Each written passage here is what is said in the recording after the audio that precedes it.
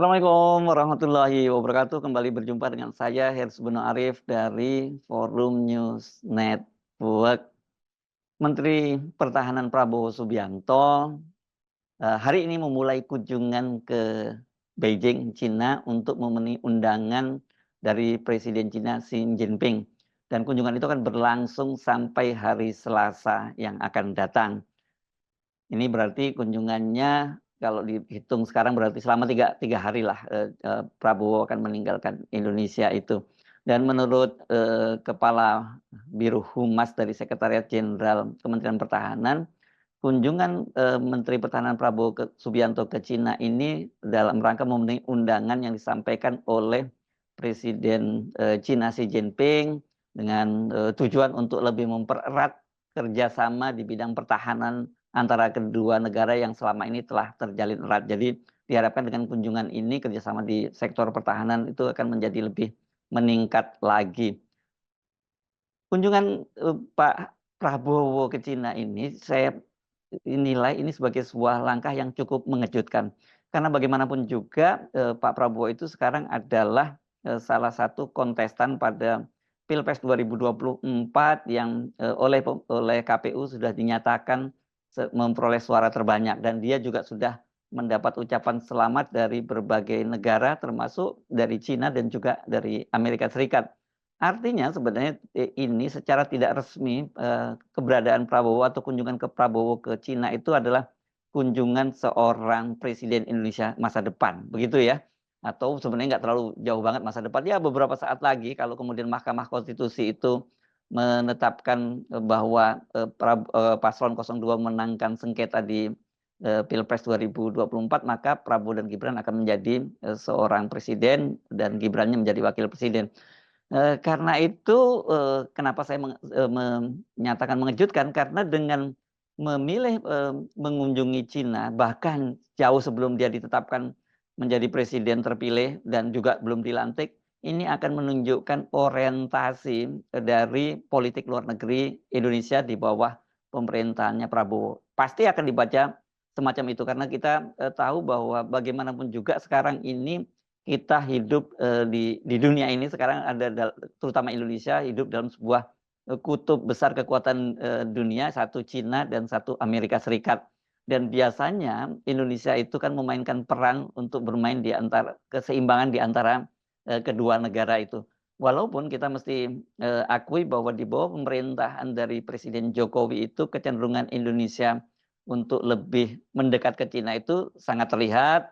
Bukan hanya hubungan secara personal antara Jokowi dengan Xi Jinping yang Jokowi menyebut Xi Jinping sebagai kakak tua, tetapi juga investasi Cina di Indonesia yang di masa lalu disebut sebagai proyek jalur sutra dari Cina yang sekarang diubah menjadi Belt Road Initiative.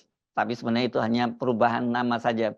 Dengan memilih melakukan kunjungan pertama ke luar negeri ke Cina, kendati dia belum terpilih, ini kan juga menunjukkan bahwa Prabowo itu konsisten dengan pernyataannya dalam berbagai kesempatan sebelumnya bahwa rezim pemerintahnya nanti merupakan adalah rezim dari kekuasaan dari Presiden Jokowi. Jadi ini makin jelas, selain bahwa preferensi Prabowo ke Cina itu juga menunjukkan bahwa preferensi dia untuk meneruskan kembali semua program dari pemerintahan Jokowi, termasuk juga kebijakan luar negerinya. Padahal sebenarnya kita tahu soal Cina itu ya, di luar adanya persoalan antara keseimbangan antara Amerika dan Cina, di dalam negeri sendiri sebenarnya persoalan Cina itu juga banyak sekali hal-hal yang sensitif sebenarnya. Satu tentu saja berkaitan dengan kalau di masalah di dalam negeri itu ada sentimen negatif yang sangat besar dari internal, dari domestik, terhadap makin banyaknya tenaga Cina yang masuk ke dalam negeri. Kedua, saya kira ini juga ada kaitannya dengan hubungan Indonesia dengan negara-negara lain, terutama negara-negara Muslim dan juga negara-negara yang concern terhadap masalah hak asasi manusia, yakni berkaitan dengan konflik di Uighur, ya. Dan selama ini kan Cina dikecam oleh dunia internasional karena melakukan pelanggaran HAM di Uighur yang mayoritas penduduknya adalah Muslim di sana. Dan yang berikutnya tentu saja berkaitan dengan kalau ini geopolitik global atau kita tarik geopolitik regional yang menjadi perhatian juga Amerika, yakni berkaitan dengan konflik di Laut Cina Selatan. Nah, ada beberapa catatan kita mengapa kemudian Pak Prabowo melakukan lebih mementingkan ke Cina ketimbang Amerika, bahkan terhadap negara-negara tetangganya, dalam hal ini negara ASEAN, bahkan termasuk Australia misalnya. Kan biasanya gitu seorang presiden terpilih itu nanti akan melakukan kunjungan itu untuk menunjukkan satu urgensinya, kedua kedekatannya pada negara-negara yang dikunjungi, dan biasanya itu dimulai dengan kunjungan-kunjungan kepada negara-negara sahabat seperti yang antara lain ada kawasan di ASEAN misalnya mulai dari Singapura, Malaysia dan beberapa negara lainnya, dan setelah itu mungkin baru melakukan kunjungan apakah kemudian ke Cina dulu, setelah itu sebelum ke Amerika ke Australia dulu sebagai proksi dari Amerika, dan baru kemudian melakukan kunjungan ke Cina atau bahkan kemudian ke Rusia. Nah, tetapi dengan Prabowo memilih melakukan kunjungan ke Cina bahkan sebelum dia dilantik, ini kan kita sudah bisa membaca bagaimana politik luar negeri Indonesia ke depan. Nah, tentu saja ini saya kira tidak bisa kita lepaskan dari dinamika menjelang Pilpres kemarin.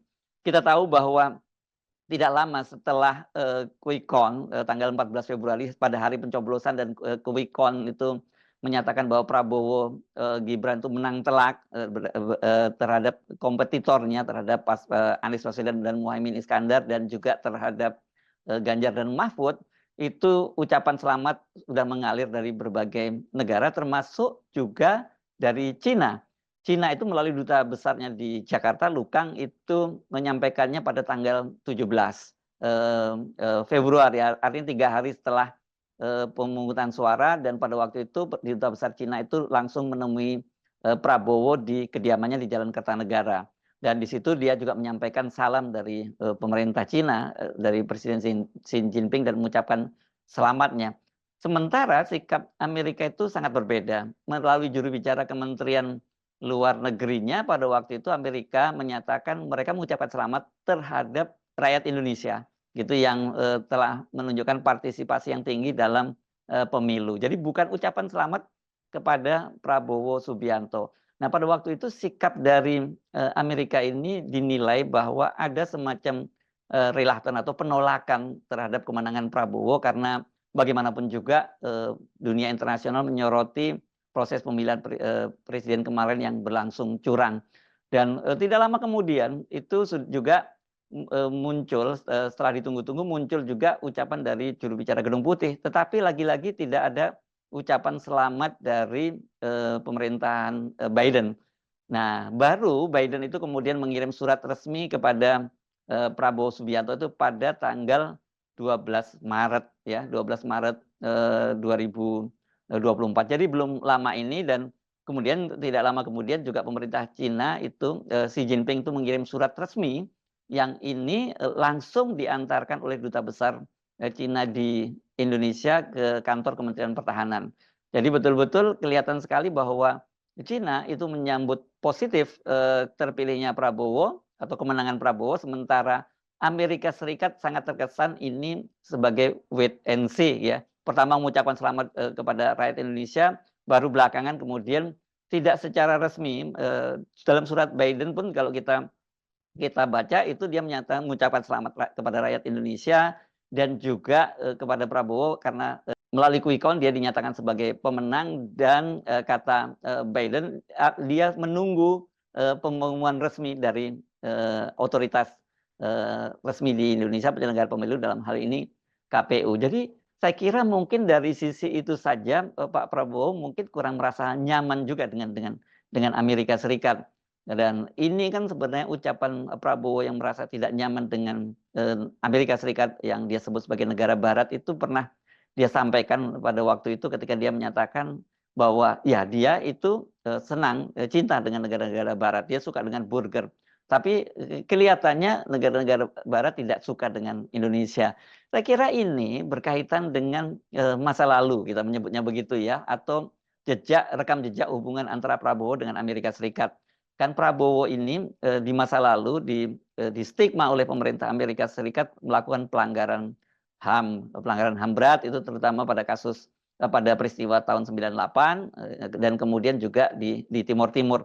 Karena itu Prabowo kemudian dilarang masuk ke Amerika sampai selama 20 tahun. Baru ketika di era pemerintahan Presiden Trump itu akhirnya Prabowo bisa berkunjung ke Amerika Serikat dan dalam kapasitas sebagai Menteri Pertahanan dia diterima di Pentagon oleh Menteri Pertahanan Amerika Serikat.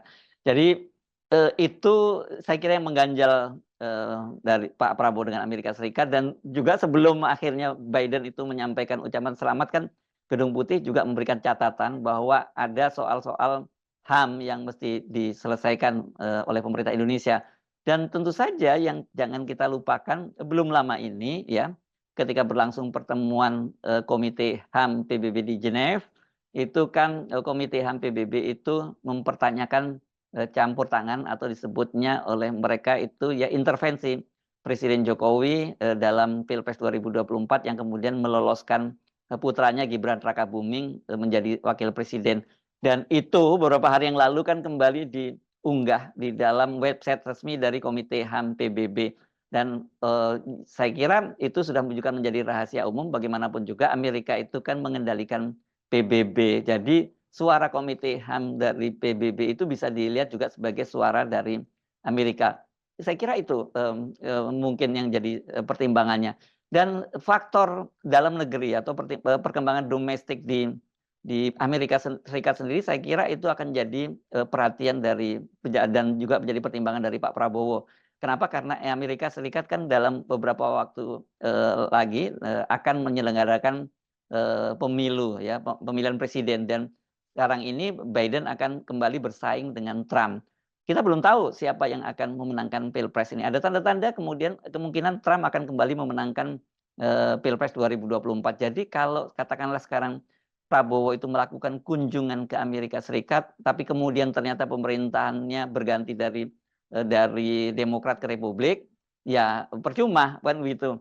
Dan bagi Prabowo tentu dalam hal ini dia pasti lebih punya kedekatan dengan Republik, karena pada era ketika presiden dijabat oleh Trump yang didukung oleh Republik, Prabowo kemudian diundang untuk bertemu dengan Menteri Pertahanan Amerika Serikat. Beda sekali memang kalau Demokrat itu persoalan-persoalan hak asasi manusia, soal demokratisasi itu buat mereka itu menjadi salah satu concern utama, dan mereka pasti sangat terganggu dengan peristiwa yang terjadi pada Pilpres kemarin, di mana Presiden Jokowi itu seperti dikatakan oleh juga Komite HAM PBB melakukan intervensi, meloloskan Gibran, dan juga soal demokrasi itu kan Komite HAM PBB menyoroti soal tindakan yang sewenang-wenang terhadap oposisi, perlakuan yang tidak menyenangkan terhadap kelompok oposisi. Jadi saya kira itu pertimbangan-pertimbangan yang kemudian diputuskan mengapa Pak Prabowo kemudian melakukan kunjungan pertamanya itu ke Cina. Tapi sekali lagi,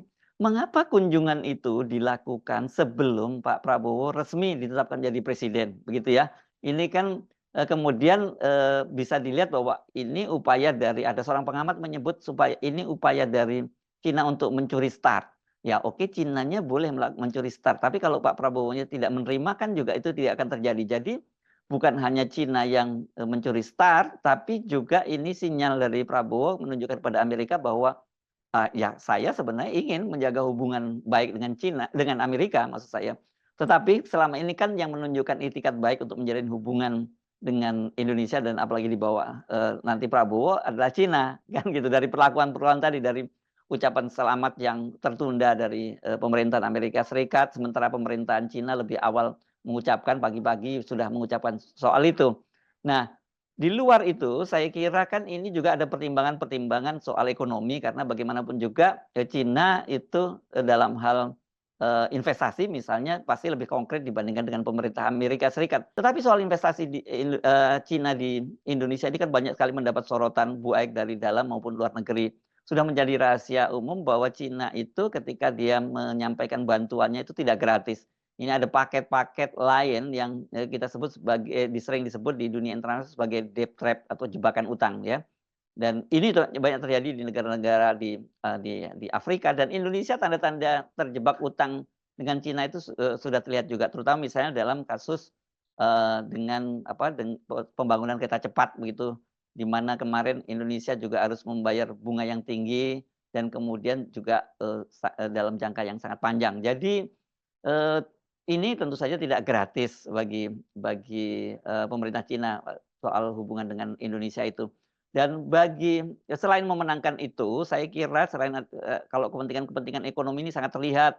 Belum lagi kepentingan Cina, saya kira soal tambang-tambang nikel di Indonesia yang sekarang dikuasai Cina itu sangat penting bagi Cina. Makanya kemudian Cina mencuri start.